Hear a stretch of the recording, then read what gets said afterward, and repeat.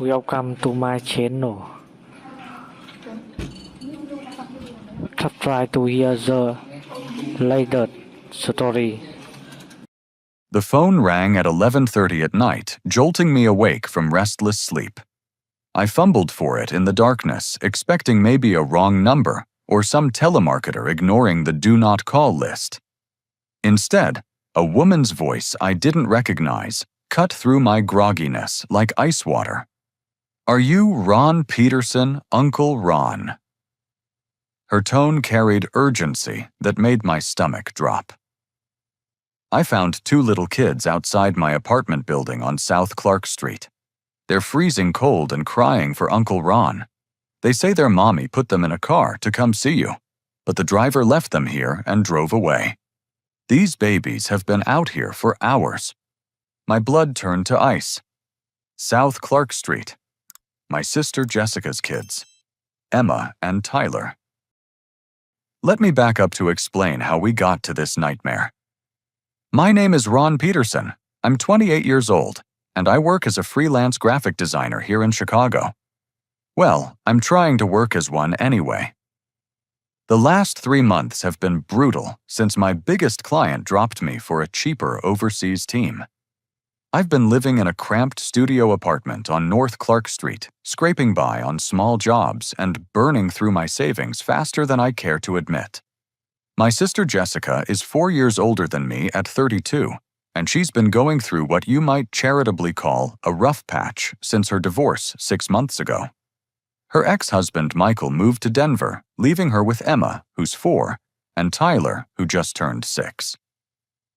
Jessica has always been the type to expect the world to revolve around her problems, but since becoming a single mom, she's cranked that entitlement up to 11.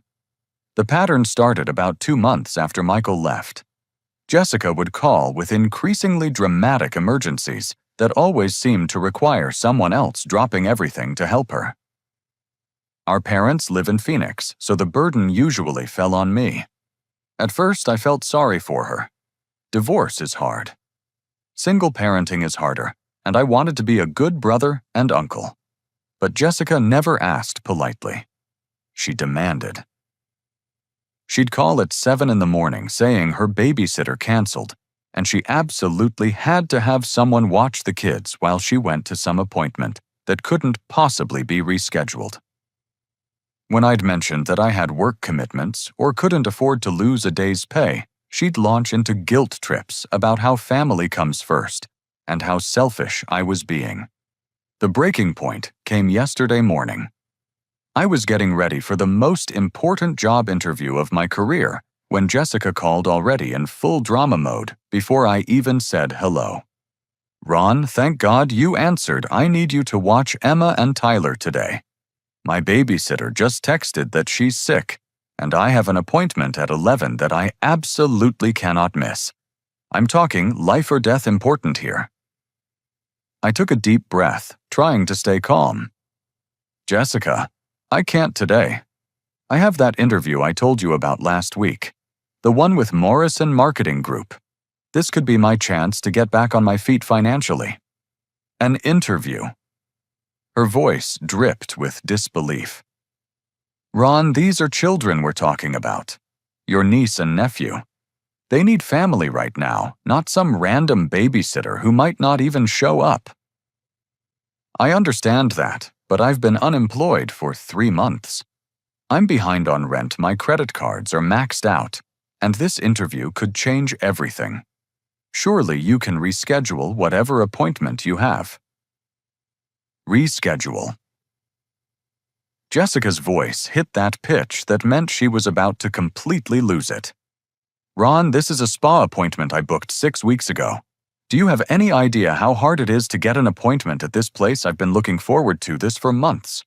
After everything I've been through with the divorce, I deserve one day to take care of myself. A spa appointment."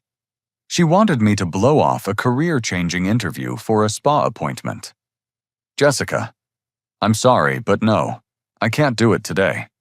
Maybe you can ask one of your friends or see if Mom and Dad can help you find someone." The explosion was immediate and nuclear. You are unbelievable. This is exactly why Michael left, because I can't count on anyone for help. You're supposed to be my brother, Ron. Family is supposed to come first, but apparently your precious little interview is more important than your own flesh and blood. That's not fair, and you know it. Fair, if you want to talk about fair would be you stepping up when your sister needs help instead of making excuses. Fair would be recognizing that I'm drowning here, and maybe putting family before your own selfish ambitions. I felt my own anger rising. My selfish ambitions, Jessica. I'm trying to build a career so I can support myself like an adult. I can't keep dropping everything every time you have a crisis. This interview could lead to steady income benefits a future. That's not selfish, that's responsible. Well, congratulations on being so responsible, Ron.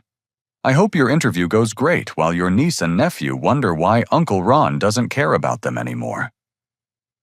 Don't you dare try to make this about the kids. I love Emma and Tyler, and you know it. This is about you refusing to plan ahead or consider that other people have lives too. Fine. I'll figure it out myself like I always do. Don't expect me to call you for help ever again. She hung up so hard, I thought she might have cracked her phone screen. I stared at my phone for several minutes, feeling guilty and angry in equal measure. Jessica had a gift for making you feel like a terrible person, even when you knew you were being reasonable. But I had to stand my ground. This interview was too important, and Jessica needed to learn that she couldn't just bulldoze through other people's boundaries whenever it suited her. I should have known that I'll figure it out myself.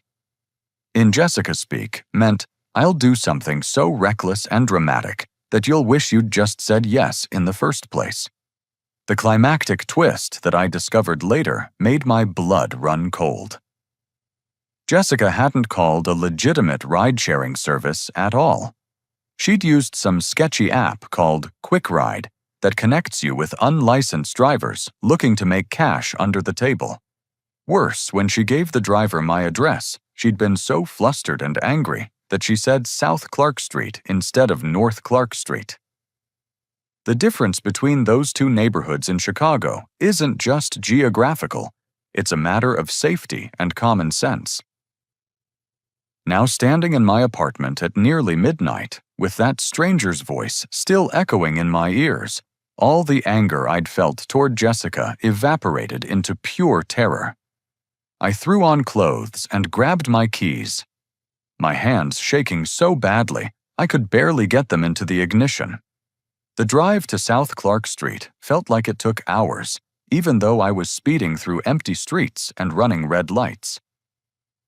South Clark is 15 miles from my place on North Clark, and it's a world away in terms of safety. Where North Clark has trendy restaurants and boutique shops, South Clark has abandoned buildings, broken streetlights, and the kind of atmosphere that makes you lock your car doors without thinking about it. I found the address the woman had given me, a rundown apartment complex that looked like it hadn't seen maintenance since the 80s. A Chicago police patrol car was parked outside with its lights flashing, and I could see two small figures wrapped in blankets in the back seat. My heart broke into a million pieces.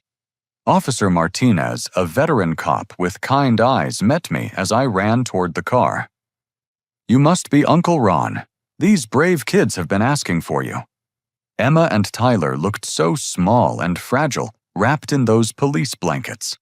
Emma's little face was red and blotchy from crying, and Tyler was trying so hard to be the big brother that it made my chest ache. When they saw me, they both started crying again, but this time with relief instead of fear. "Uncle Ron." Emma threw her tiny arms around my neck. "The car man left us at the wrong house. We waited and waited, but you didn't come." Tyler, always trying to protect his little sister, wiped his eyes and put on a brave face. "I told Emma you would find us. I knew you would come." Officer Martinez filled me in on what they'd found. A neighbor heard crying outside around 9:30 and found them sitting on the steps of that condemned building over there. He pointed to a structure that looked like it should have been demolished years ago. They've been out here in 35-degree weather for over 2 hours. No coats, no hats, nothing but the clothes on their backs. The neighbor who'd called a woman named Rosa, who lived in the least terrible building on the block, approached us with a thermos of hot chocolate. "I gave them some of this to warm up," she said in accented English. "Poor babies kept saying their mama told them Uncle Ron lived here, but nobody named Ron lives in this building." They were so scared. At the emergency room, Dr. Patel examined both children for hypothermia and dehydration. Emma's core body temperature was dangerously low, and Tyler was showing early signs of frostbite on his fingers. They'd been outside in late November weather without proper clothing for hours. "They're going to be okay," Dr. Patel assured me as nurses got them settled in warm beds. But if they'd been out there much longer, this could have been a very different story. I tried calling Jessica repeatedly while the kids were being treated. Straight to voicemail every single time. I left increasingly frantic messages. "Jessica, call me immediately. Emma and Tyler are in the emergency room. They were left on South Clark Street in the cold. I don't know what happened, but they're safe now. Call me." While we waited for blood work results, Emma and Tyler slowly warmed up enough to tell me their version of what happened. Emma, being 4, could only manage fragments, but Tyler remembered more details. "Mommy said we were going to have a fun sleepover at Uncle Ron's house." Tyler explained, his voice still shaky. "She put us in a car with a man who smelled funny. She said to tell the man where you live, but I didn't know your address, so Mommy told him." Emma nodded solemnly. "Mommy said you would have snacks and we could watch cartoons. But the car man took us to a scary place and said this was it. When we said it wasn't right, he got mad and drove away. Did Mommy give you any extra clothes or food for the sleepover?" I asked, though I already knew the answer from their empty hands. Tyler shook his head. "She said Uncle Ron would have everything we needed. She was in a hurry because she had to go somewhere important." My heart sank as I realized Jessica had planned this with no backup, no safety measures, and no real thought for the children's well-being. She'd simply decided I was going to watch them, whether I agreed or not. And when her plan went sideways, she'd apparently just continued with her day, while her children suffered the consequences. The climactic twist came when a hospital security guard approached me around 2 in the morning. "Excuse me, sir, I need to show you something on our parking lot surveillance footage." The grainy video made my blood boil. There was Jessica's silver Honda Civic, following about 50 yards behind the beat-up sedan that carried her children. The timestamp showed she'd arrived at the South Clark address only 10 minutes after the other car. She'd seen the driver dump Emma and Tyler at the wrong location. She'd watched her children stand there confused and frightened in the cold. And then, instead of getting out to help them, or even calling the police, she'd simply driven away, choosing her spa appointment over her children's safety. Jessica hadn't made an innocent mistake. She'd knowingly abandoned her children in a dangerous neighborhood because her personal plans mattered more than their lives. By dawn, what started as a family crisis had become an official Child Protective Services investigation. Patricia Gonzalez, a CPS caseworker with 20 years of experience and tired eyes that had seen too much, arrived at the hospital around 6 in the morning to interview the children and assess the situation. "Mr. Peterson, I need to be honest with you," Patricia said after speaking privately with Emma and Tyler. "This isn't the first time we've had concerns about your sister's parenting. There have been 3 previous reports filed with our office." My stomach dropped. "What kind of reports?" Patricia consulted her tablet, her expression grim. 2 months ago, neighbors reported Tyler and Emma being left alone overnight while your sister was nowhere to be found. When questioned, your sister claimed they were with a babysitter who couldn't be located or verified. 6 weeks ago, Tyler's school contacted us because he hadn't brought lunch money or a lunch from home for an entire week and was going hungry. Most recently, 3 weeks ago, Emma was found unsupervised at Millennium Park after dark by security guards. Your sister's explanation was that Emma had wandered off while she was right nearby, but security footage showed your sister was nowhere in the area. Each revelation hit me like a physical blow. I had no idea about any of this. That's unfortunately common in these situations. Family members often don't know the full scope of neglectful behavior because the parent becomes skilled at hiding it and manipulating circumstances. Patricia's voice carried the weight of too many similar cases. I'm placing the children in emergency protective custody pending a full investigation. Given that you're their uncle and they clearly trust you, would you be willing to serve as their temporary guardian? I didn't hesitate. Absolutely. Whatever they need. Patricia continued, I need to track down your sister and get her statement about what happened. Do you have any idea where she might be? Jessica still wasn't answering her phone, but I knew her patterns. Try the Riverside Casino in Elgin. That's where she usually goes when she's avoiding responsibility. Patricia made a note. We'll also need to locate the driver who transported the children and determine if charges should be filed. While Patricia worked on tracking down Jessica, I called my parents in Phoenix. The conversation was brutal. Dad answered the phone, and I could hear Mom in the background asking who was calling so early.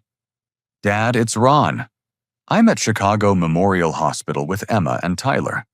They're okay now, but Jessica put them in an unlicensed car service last night, and they ended up abandoned in a dangerous neighborhood. They were outside in the cold for hours. The silence on the other end stretched so long, I thought the call had dropped. Finally, Dad spoke. What do you mean, abandoned? I explained everything Jessica's demand that I babysit my refusal because of the interview and the discovery that she'd used some sketchy ride service and given the wrong address. I told them about the hospital security footage showing Jessica driving away after seeing her children stranded. Mom got on the phone, her voice shaking. This can't be right, Ron. Jessica wouldn't do that. There must be some misunderstanding. Mom, I saw the footage myself. She knew exactly where they were and chose to leave them there. But why would she do such a thing? That doesn't sound like Jessica at all. That's when I realized how completely Jessica had been manipulating our parents' perception of the situation. To them, she was the struggling single mother, trying her best in difficult circumstances. They had no idea about the previous CPS reports, the gambling, or the pattern of neglect that was becoming impossible to ignore. Around noon, Patricia returned with news that made everything so much worse. She'd found Jessica at the casino, exactly where I'd predicted. Jessica had been there since 10 the previous night, playing blackjack with money that should have gone toward Emma and Tyler's school supplies and winter clothes. When confronted about the children's whereabouts, your sister initially denied any knowledge of how they ended up on South Clark Street, Patricia reported. She claimed she'd arranged for a babysitter and had no idea why the children would say they'd been in a car. When I showed her the hospital security footage, she changed her story to claim it was an honest mistake and that she'd been too upset to think clearly. But the most damaging revelation was yet to come. Patricia had also tracked down the driver, a man named Carlos Mendez, who barely spoke English and had no valid driver's license insurance or background check. He was working for Quick Ride, an app-based service that specifically marketed to people who couldn't qualify for legitimate ride-sharing companies. Mr. Mendez admitted that your sister paid him $50 cash to take a coupled kids to their uncle's place. Patricia continued. She gave him a handwritten note with an address, but his reading comprehension is limited. When he couldn't find the exact building number on South Clark, he simply left the children at the first apartment complex he saw and drove away.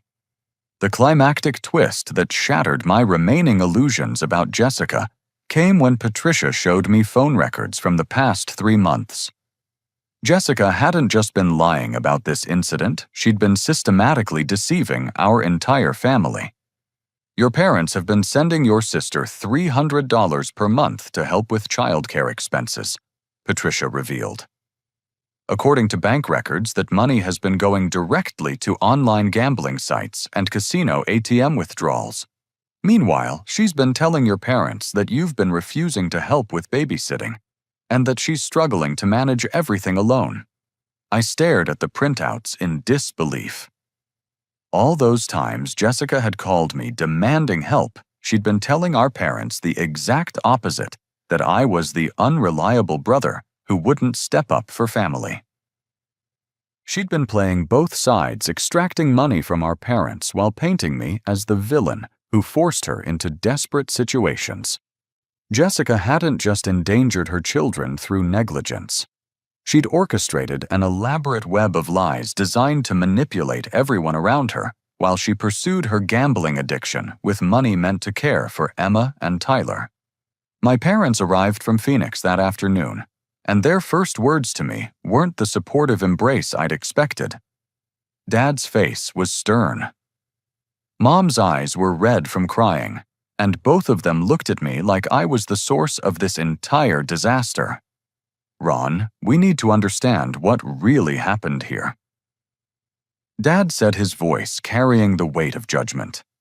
Jessica called us this morning in tears, saying you'd manipulated the police and CPS into taking her children away from her. Mom stepped forward, her voice trembling with emotion. She said you've been trying to undermine her parenting for months, refusing to help with babysitting, and then using this accident to try to get custody of Emma and Tyler. Is that true? I felt like I'd been punched in the stomach. Even facing overwhelming evidence of Jessica's negligence, she'd managed to spin the narrative to make herself the victim, and me the villain. Mom, Dad, that's not what happened at all. Let me show you the evidence.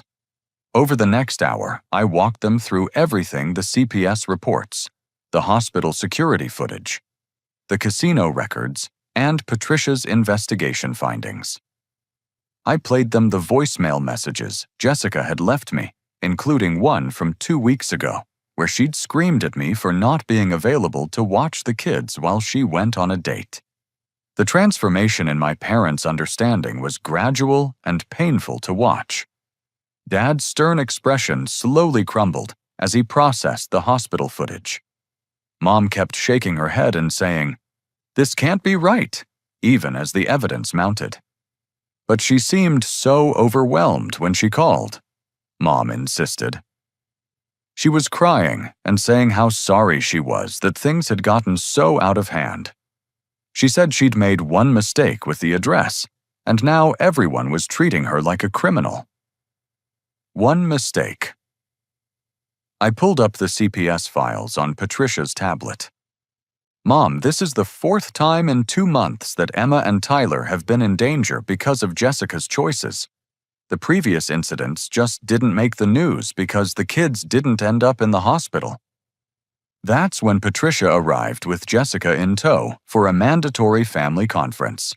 Jessica entered the hospital conference room like she was preparing for battle, her jaw set, and her eyes already filled with defensive anger.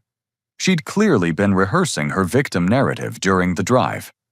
"I can't believe you're all ganging up on me like this," Jessica began before anyone else could speak. "I made one mistake with an address, and suddenly I'm being treated like some kind of monster.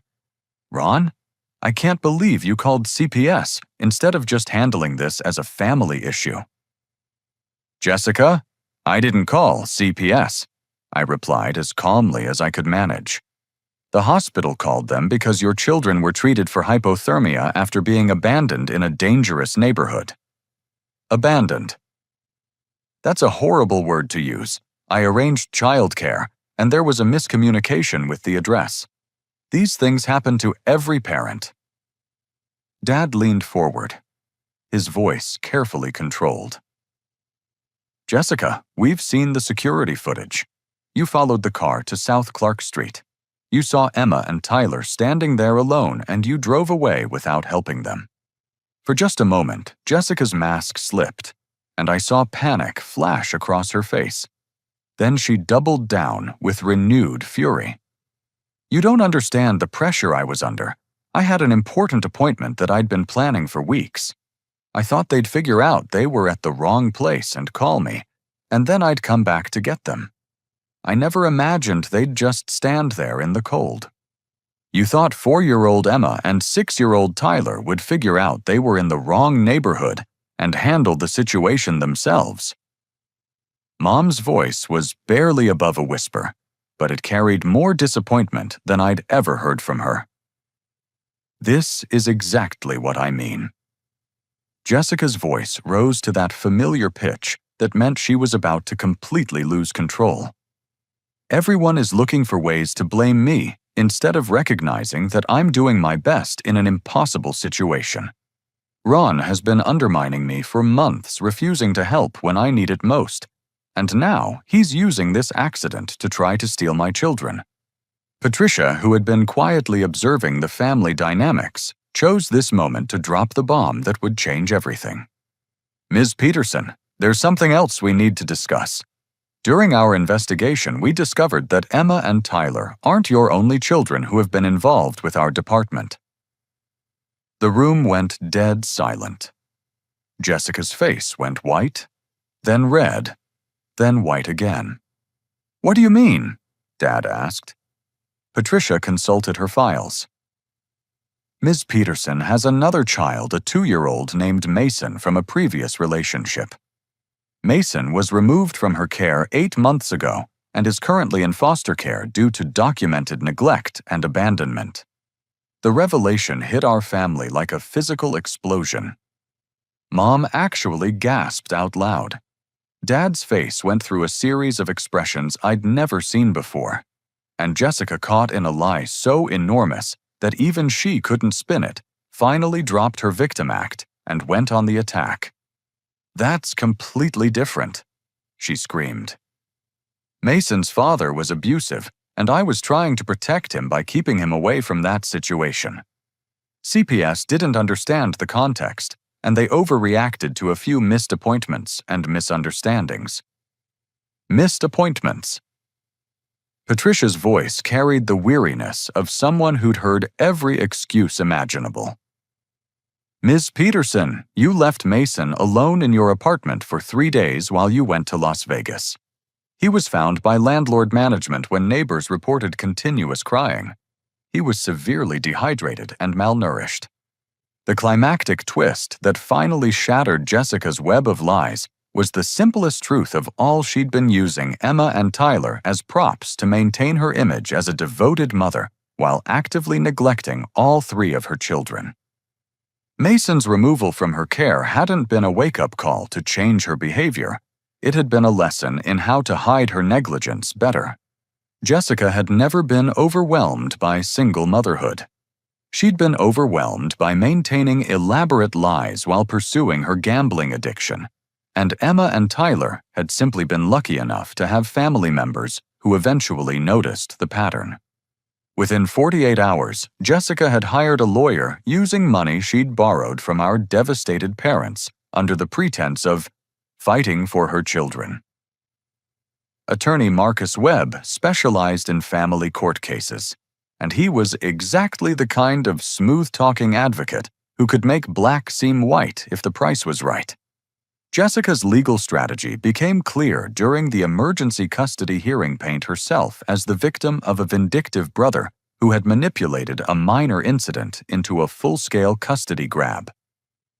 Webb filed papers claiming I had kidnapped Emma and Tyler by taking them to the hospital without Jessica's permission, and that I had coerced them into making false statements about their mother. The legal documents Jessica submitted painted a picture of me as an unstable bachelor with questionable motives. According to her version, I'd been jealous of her family life for years and had been looking for any excuse to interfere with her parenting. She produced text message screenshots that appeared to show me demanding money in exchange for childcare and threatening to make her pay if she didn't comply with my demands. Those text messages were completely fabricated. I'd never sent anything remotely resembling the threats Jessica's lawyer presented to the court. But in the he said she said world of family court, fake evidence can be just as damaging as real evidence if it's presented convincingly enough. Meanwhile, my potential employer at Morrison Marketing Group had heard about my situation through industry connections and made an unexpected decision. Sarah Chen, the company's founder, called me personally to say that while they couldn't hold the interview position open indefinitely, they were offering me freelance project work to help cover my legal expenses. I went through something similar with my sister a few years ago, Sarah explained during our phone conversation. Family manipulation cases are brutal, but you're doing the right thing by protecting those kids. We'll give you enough work to keep your head above water while you fight this. Sarah's support meant more than just financial help. It meant someone outside our family drama believed I was acting in good faith, which became crucial as Jessica's accusations grew more extreme and creative. The custody hearing was scheduled for the following week, giving both sides time to prepare their cases. Jessica used that time to orchestrate a public relations campaign designed to gather sympathy and support. She posted carefully crafted messages on social media about how CPS had stolen her children based on false accusations from a jealous family member. She started a GoFundMe page to raise money for legal fees, describing herself as a single mother fighting against a corrupt system. Several of Jessica's friends rallied to her support people who only knew her version of events and had no idea about the pattern of neglect or the previous CPS involvement. They flooded social media with messages about how wonderful Jessica was as a mother and how unfair it was that her children had been taken away over one mistake. The pressure was immense. I started getting angry phone calls and messages from people I barely knew, accusing me of destroying a family out of spite. Someone even created a fake social media account in my name and posted messages that made me look petty and vindictive, which Jessica's supporters then shared as proof of my true character. The night before the hearing, I sat in my apartment reviewing documents with the court-appointed attorney who'd been assigned to represent Emma and Tyler's interests. Linda Rodriguez had been practicing family law for 15 years, and she'd seen enough manipulation cases to recognize the patterns. Jessica's lawyer is good at what he does, Linda warned me. He's going to try to make this about sibling rivalry and personal grudges rather than child safety. He'll argue that you orchestrated this entire situation to get custody, and that Jessica's just guilty of making one poor judgment call under stress. But what about all the evidence? The CPS reports the casino records the pattern of neglect. Evidence matters, but presentation matters more. Jessica's going to walk into that courtroom looking like the perfect mother who made one mistake, and you're going to look like the bachelor uncle with suspicious motives. We need to be prepared for her to be very convincing. The climactic twist came during the actual hearing. Jessica arrived dressed conservatively, with minimal makeup and an expression of wounded dignity. She'd clearly been coached on how to present herself, and she played the role of the grieving mother to perfection. Her testimony was masterful in its manipulation. She admitted to making an error in judgment with the ride service, but portrayed it as the kind of mistake any overwhelmed parent might make. She tearfully described how she'd been struggling since her divorce and how her brother had been consistently unsupportive and critical of her parenting. "I know I should have double-checked the address," she said, dabbing her eyes with a tissue. But I was so stressed about everything going on in my life, and I trusted that the driver would be professional and careful with my precious children.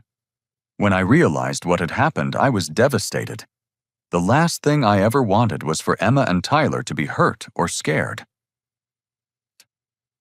Webb, her lawyer, was brilliant at redirecting attention away from Jessica's pattern of behavior and toward my supposed ulterior motives. Your Honor, this case isn't really about child safety. It's about a bitter family dispute that's been brewing for months. Mr. Peterson has made no secret of his disapproval of my client's lifestyle choices, and he's used this unfortunate incident as an opportunity to interfere with her parental rights. For 2 hours, Jessica and her lawyer painted a picture of a struggling but loving mother whose one mistake had been blown out of proportion by a vindictive brother with questionable motives. They acknowledged that Jessica had problems, but framed them as temporary challenges that any single parent might face. Then came the cross-examination, and Jessica's carefully constructed facade began to crack under pressure from Linda Rodriguez. Ms. Peterson, when you saw your children standing outside the wrong address, why didn't you call the police or get out to help them? I was confused and upset. I didn't know what to do. But you did know what to do, didn't you? You chose to drive to your casino appointment instead of ensuring your children's safety.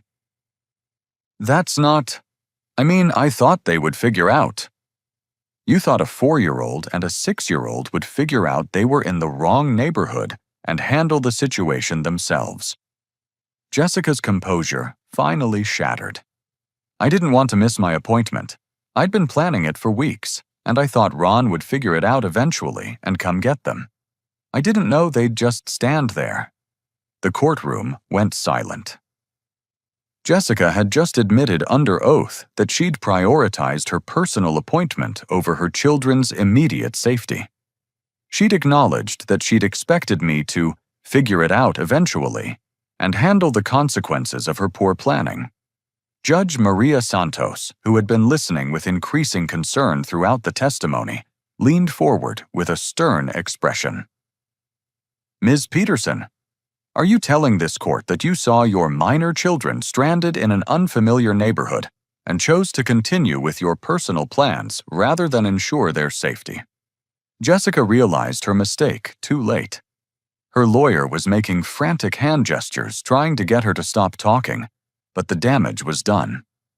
What I meant was, it's more complicated than it sounds. But Judge Santos had heard enough. The mask had slipped, and Jessica's true priorities were now clear to everyone in the courtroom. The court ordered a comprehensive investigation into Jessica's background, which opened floodgates that even I hadn't expected. Sarah Chen had recommended a private investigator named David Park, who specialized in family court cases and had a reputation for uncovering details that official investigations sometimes missed. What David found in 3 days of digging was devastating. Jessica's gambling addiction wasn't just a recent development following her divorce. It had been going on for years and was far worse than anyone in our family had imagined. Your sister owes $37,000 to various creditors. David reported during our meeting at a coffee shop near the courthouse. She's got maxed out credit cards in her name, but she's also opened accounts using her children's social security numbers. Emma and Tyler already have credit histories showing defaults and missed payments. The financial fraud was shocking enough, but David had uncovered something even more disturbing. The spa appointment that Jessica had claimed was so important wasn't a spa appointment at all. It was a meeting with representatives of an underground lending operation that had been threatening her over unpaid gambling debts.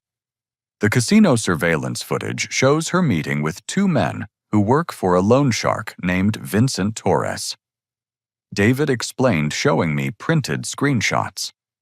Torres's operation is known for using intimidation and violence to collect debts. Your sister was apparently trying to negotiate a payment plan to avoid more serious consequences. This revelation recontextualized everything about the night Emma and Tyler were abandoned. Jessica hadn't just chosen a personal indulgence over her children's safety, she'd chosen her own physical safety over theirs. She'd been so afraid of the loan shark's threats that she'd been willing to risk her children's lives rather than miss the meeting. Meanwhile, Dr. Rebecca Martinez, the child psychologist who'd been working with Emma and Tyler, was uncovering disturbing details about their recent experiences. In age-appropriate therapy sessions, the children revealed that the South Clark Street incident wasn't their first adventure like that. Tyler has described at least 3 previous occasions when their mother left them with strangers for extended periods. Dr. Martinez reported to the court. Emma has memories of being hungry at school because there was no food at home, and both children have expressed confusion about why mommy has to go away so often. Tyler, trying to be protective of both his little sister and his mother, had been keeping these secrets because Jessica had convinced him that telling anyone would result in the family being split up permanently. The 6-year-old had been carrying the emotional burden of protecting everyone around him, which explained his mature behavior during the crisis. The most heartbreaking revelation came when Emma, in her innocent 4-year-old way, told Dr. Martinez that she'd been practicing being brave because mommy said she might have to go live with strangers soon. Jessica had been preparing her children for the possibility that she might lose custody, but she'd framed it as something they'd need to be brave about, rather than something she could prevent by changing her behavior. But the revelation that finally destroyed any remaining sympathy for Jessica came from an unexpected source, her ex-husband Michael, who flew in from Denver after learning about the custody battle. Michael had maintained his silence about Jessica's problems during their divorce to protect Emma and Tyler from being caught in the middle of adult conflicts. But when he learned that their safety was actively at risk, he decided it was time to speak the truth. "I've been paying child support every month since the divorce," Michael told the court during his testimony. $800 sent directly to Jessica's bank account. "She's been telling people, including your family, that I disappeared and left her with no financial support. That's completely false." Michael produced bank records showing consistent child support payments, along with additional money he'd sent for school supplies, medical expenses, and emergency needs. He'd actually been overpaying his court-ordered obligation because he felt guilty about moving to Denver for a job opportunity. "The reason I moved to Colorado wasn't because I didn't want to be a father." Michael continued, his voice heavy with regret. "It was because I couldn't watch Jessica destroy herself and potentially hurt the kids, but I also couldn't get custody as long as she maintained the facade of being a functional parent. I thought the distance might encourage her to seek help for her gambling problem." Michael's testimony revealed that Jessica's gambling addiction had been the real cause of their divorce, not the irreconcilable differences cited in the legal documents. She'd been hiding debts, stealing money from their joint accounts, and putting their family at financial risk for over 2 years before he finally gave up trying to fix the situation. The climactic twist that ended any hope of Jessica regaining custody came when David Park uncovered evidence that Jessica had been planning to disappear entirely. "She's been in contact with Vincent Torres's organization about more than just her gambling debts," David revealed during an emergency court session. "Torres runs a network that helps people establish new identities and relocate to avoid creditors and legal problems. Your sister has been making arrangements to flee the state with a man named Rick Valdez, one of Torres's associates.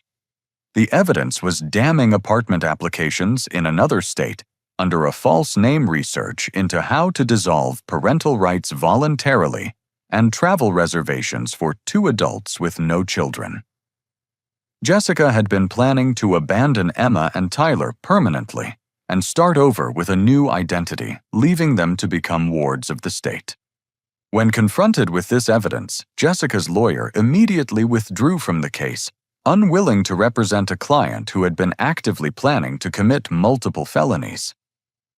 Jessica left without legal representation and, facing potential criminal charges, made one final desperate attempt to escape accountability.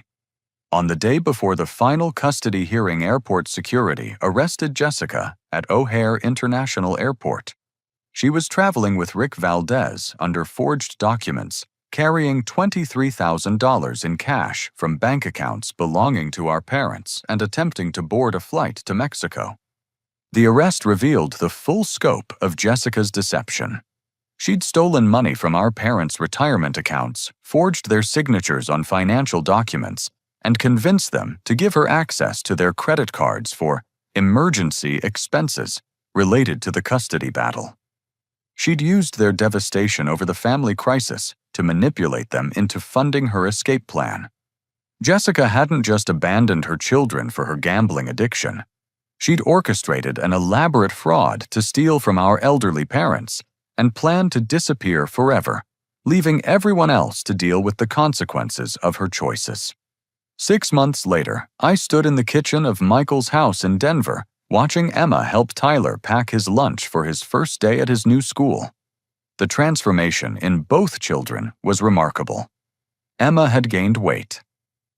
Her cheeks were pink with health, and she laughed easily at her brother's silly jokes. Tyler had learned to be a 6-year-old instead of a tiny adult, carrying the weight of the world on his shoulders. Michael had won full custody as expected, and I'd been granted extensive visitation rights that allowed me to remain a significant presence in their lives. Every other weekend, the kids flew to Chicago to stay with me, and I'd made my studio apartment as child-friendly as possible, with bunk beds, art supplies, and a shelf full of books and games. The legal resolution had been swift once Jessica's crimes became undeniable. She was sentenced to 2 years in prison for child endangerment, elder fraud, and identity theft, followed by 3 years of probation and mandatory addiction counseling. The judge had been particularly harsh about Jessica's manipulation of our elderly parents, noting that financial elder abuse often caused psychological trauma that victims never fully recovered from. Our parents had slowly begun to heal from the betrayal, though Dad admitted he might never fully trust his own judgment again. Mom had started attending Al-Anon meetings to better understand addiction and manipulation, and both of them were committed to being the kind of grandparents Emma and Tyler deserved. "I feel like such a fool," Dad had confided to me during one of their visits to Chicago. "All those months of sending Jessica money while she told us you wouldn't help with the kids. We should have seen through her lies." "Dad, she's been perfecting those manipulation skills for years," I'd reassured him. "She fooled a lot of people who are much more experienced with family dysfunction than you are." Sarah Chen at Morrison Marketing Group had not only given me steady freelance work during the crisis, but had eventually offered me the full-time position I'd originally interviewed for. She'd been so impressed with how I'd handled the family emergency while maintaining my professional commitments that she considered it a better indicator of my character than any interview could have been. "People talk about work-life balance," Sarah had said when offering me the job. "But real life isn't balanced. Real life is about making tough choices and following through on your commitments, even when everything else is falling apart. That's exactly the kind of person I want on my team." The financial stability of steady employment had allowed me to move to a larger apartment with a second bedroom specifically for Emma and Tyler's visits. Their room was painted in bright colors with a world map where we marked all the places we wanted to visit together someday, and a photo wall documenting every adventure we'd shared since gaining our new normal. Tyler had become fascinated with maps and geography after our discussions about how he'd ended up on the wrong Clark Street. He'd started a collection of city maps and loved planning imaginary trips to places with interesting names. Emma had developed a passion for cooking after helping me make pancakes during her first overnight visit, and we'd started a tradition of trying a new recipe together every time she stayed over. The children's therapy sessions with Dr. Martinez had helped them process their experiences and understand that their mother's problems weren't their fault. Tyler had finally been able to give up his role as protector and caretaker, learning to trust the adults in his life to handle adult problems. Emma had learned that family meant people who kept their promises and showed up when you needed them, not people who disappeared when things got difficult. During supervised visitation sessions, Jessica had made some progress in addiction recovery, though her interactions with the children remained awkward and strained. She'd initially tried to maintain her victim narrative, even from prison, claiming that everyone had overreacted to her mistakes, and that she was the real victim of a conspiracy to steal her children. But as her mandatory therapy sessions continued, Jessica slowly began to acknowledge the reality of her choices and their consequences. In a letter she'd written to Michael, she'd finally admitted that Emma and Tyler were better off in his care, and that she hoped to someday earn the right to be part of their lives again as a healthier person. "I don't know if I'll ever be the mother they deserve," she'd written, "but I know they deserve better than the mother I've been."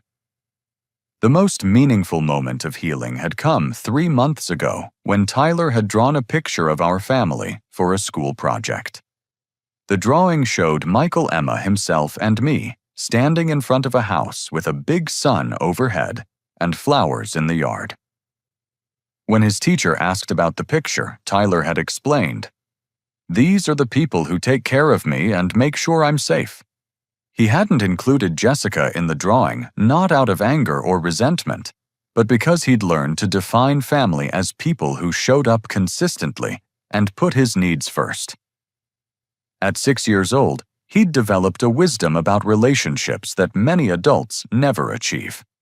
Looking back on that terrifying phone call 11 months ago, I realized that saying no to Jessica's demands had been the most important decision I'd ever made.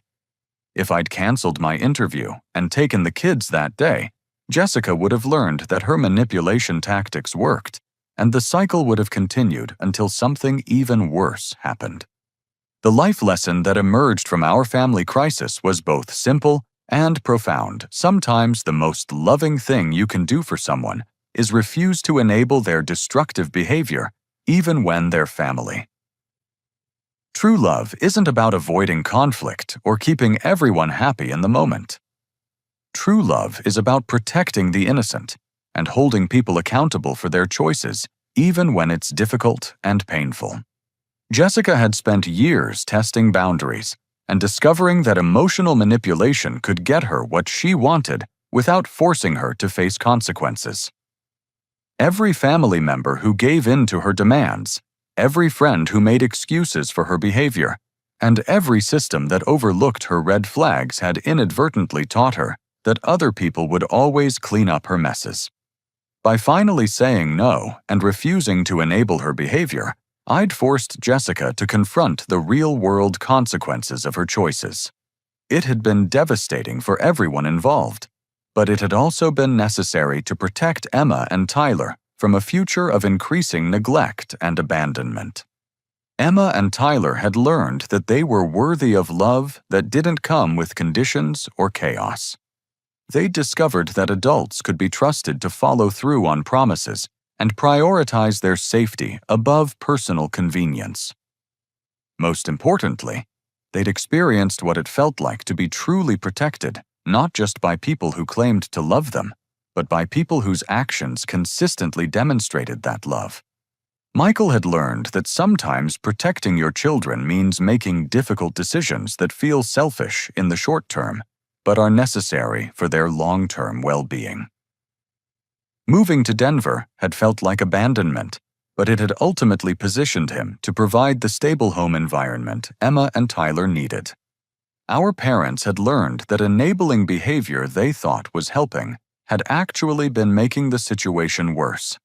Their financial support and emotional validation had allowed Jessica to avoid facing her problems for far longer than would have been possible without family assistance. And I had learned that being a good uncle meant more than just being fun and supportive during visits. It meant being willing to make hard choices, stand up to manipulation, and put the children's needs above family harmony, when those two things came into conflict. The experience had also taught me about the difference between genuine family loyalty and toxic family obligation. Genuine loyalty means supporting family members in becoming their best selves and protecting vulnerable family members from harm. Toxic obligation means enabling destructive behavior in the name of family peace and avoiding necessary confrontations because they're uncomfortable. Standing in Michael's kitchen, watching Emma and Tyler prepare for another normal day in their new life, I felt a deep sense of peace about the path our family had traveled. The crisis had been painful and traumatic, but it had ultimately led to a healthier dynamic where everyone's needs were considered and children were protected above all else. That terrifying phone call about 2 children abandoned in the cold had seemed like the worst possible outcome at the time. In reality, it had been the beginning of the healing process that allowed Emma and Tyler to experience what childhood should really feel like: safe, stable, and full of adults who could be counted on to show up when needed. The story of our family's crisis and recovery had become a source of strength for others facing similar situations. Sarah Chen had introduced me to other business owners who'd dealt with family manipulation, and I'd started speaking at support group meetings for relatives of people with addiction problems. The message was always the same: love sometimes requires saying no protection, sometimes requires conflict. And the short-term pain of setting boundaries is always preferable to the long-term damage of enabling destructive behavior. Emma and Tyler were thriving because the adults in their lives had finally learned to put their well-being above family politics and personal comfort. Jessica was getting help because the consequences of her choices had finally become unavoidable. Our parents were healing because they'd learned to recognize manipulation and respond with healthy boundaries instead of financial rescue. The ending wasn't perfect because real life rarely offers perfect endings. But it was good, and it was honest, and it was built on a foundation of genuine love rather than obligation and guilt. Sometimes the best thing you can do for your family is refuse to let them destroy themselves, even when that refusal feels cruel in the moment. Sometimes protecting the people you love means protecting them from each other. And sometimes the most loving word you can say is no. What would you have done if you received that midnight call about children left stranded in the cold? Have you ever had to choose between family loyalty and doing what you knew was right? I'd love to hear your thoughts in the comments below. If this story resonated with you, please give it a like and subscribe for more real-life stories about family resilience and the choices that define us. And please share this story with anyone who might need to hear that it's okay to set boundaries even with family. Thank you for listening to my story and for being part of this community where we can share our experiences and learn from each other. I hope that wherever you are in your own family journey, you find the courage to protect the people who truly need protection and the wisdom to know the difference between helping and enabling.